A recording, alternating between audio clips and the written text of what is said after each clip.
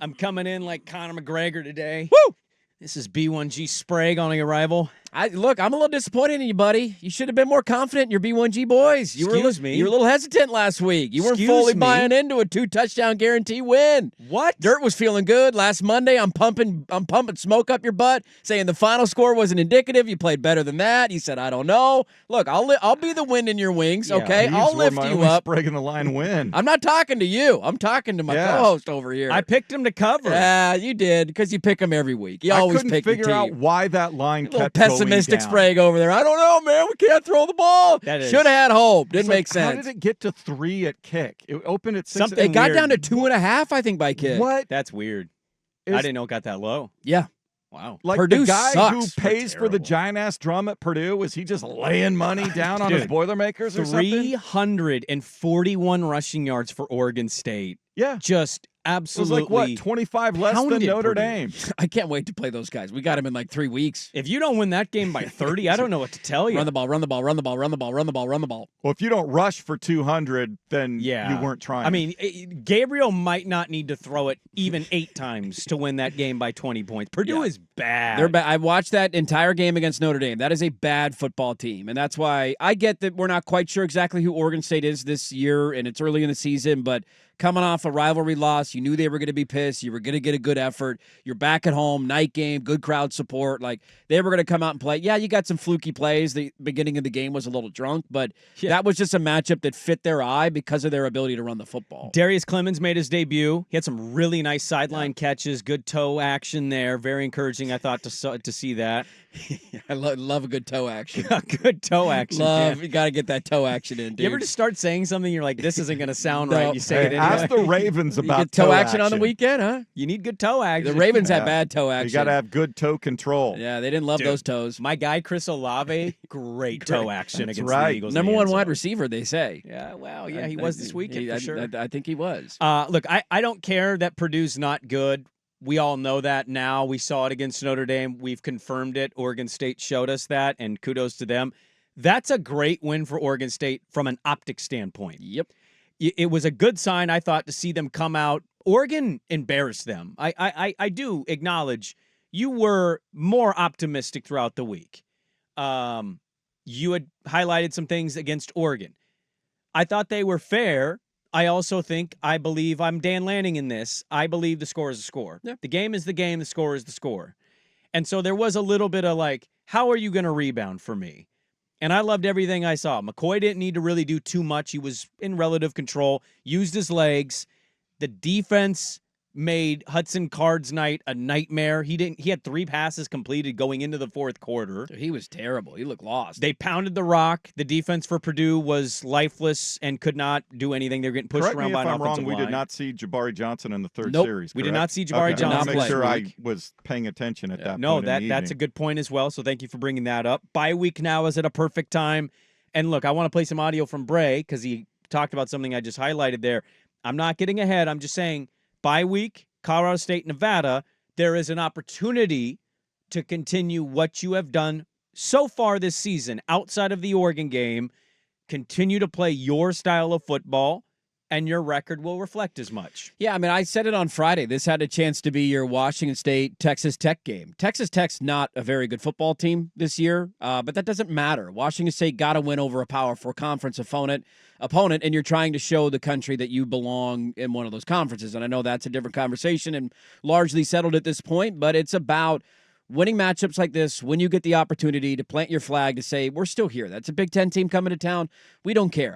I would even argue the final score isn't even indicative of how big of a blowout that was. Now, they let Purdue get some garbage stuff. And at the I didn't know end. how much of that was too. Oregon and Beaver fan can let me know on this, but like how many of those guys were, let's get some depth playing here late in the game. We're up by 21 points or whatever the score was. Like, let's get guys in that haven't played a ton of snaps, potentially because the San Diego State game was a little uncomfortable. You didn't pull away from Idaho State until late. Maybe some of them saw the field in the blowout against Oregon last week in the other direction, but I think some of that is playing your depth late in the game. The final score is a little misleading. I thought Oregon State was in control throughout. You got the fluky pick six, which was a hilarious highlight. I do want to talk about that at That was 7:15. one of the craziest plays I've ever seen in the history of football, and you could try that a million times and you will never see it again, but this was Oregon State's identity. And I really like the way that Giovanni McCoy, I feel like, is getting better with every performance. Managing the game. That's all you need him That's to what he do. needs to be. Against a lot of these opponents, you're going to be able to run the football. We knew that coming in. How many turnovers did Oregon State have on Saturday night?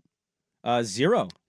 Goose egg, buddy. Don't turn the football over. Be efficient where you throw it. Use Almost your legs. won, but 0. Almost won, but the almost doesn't count unless it's horseshoes and hand He was grenades. down. And I thought you pointed out something that was a real standout for me, and that was Darius Clemens playing his first game. Now, I know 3 catches, 35 yards. It's not jumping off the page.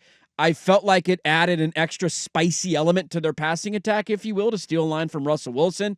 And he also has just the look on the outside. He looks like a big-time wide receiver. He does no physically offense look the part. to the rest of their wide receivers. Him on the outside, you're like, all right, he looks like a dude out there. Like, he can go out and make plays. And I think that passing game, if there's one thing that will improve as the year goes on, exponentially from where it is now to where it is in week 8 or 9 for Oregon State, it is unquestionably their passing game. And look, I do think comping everybody to Oregon could be problematic because we know Oregon has nothing but 5 stars on their defensive line. They have 2 horses in the backfield. They do. Griffin and Hankerson are 2 dudes that just carry the workload for them offensively. Again, 341 rushing yards. Here was Trent Bray in the postgame, and I heard this, so this was something I wanted to play today.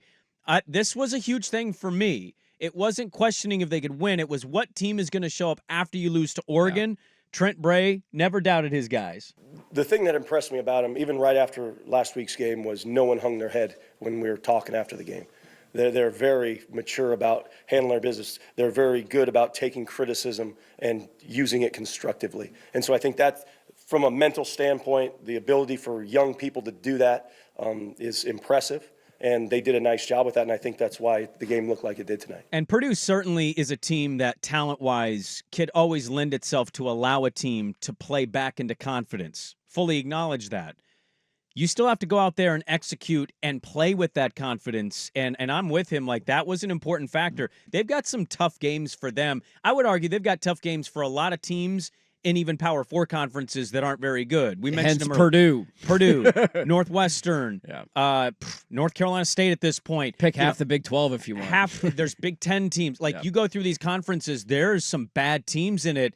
UNLV would be tough for all of them. They just beat Kansas. Boise State would be tough Almost for all beat of my them. team. Washington State would be tough for all of them. Beat the Huskies. And so I think that's the encouraging thing, I would say, largely of college football. I might have texted this to you guys, or maybe I thought I was going to and I didn't. You know what I'm encouraged by? Georgia may win the championship.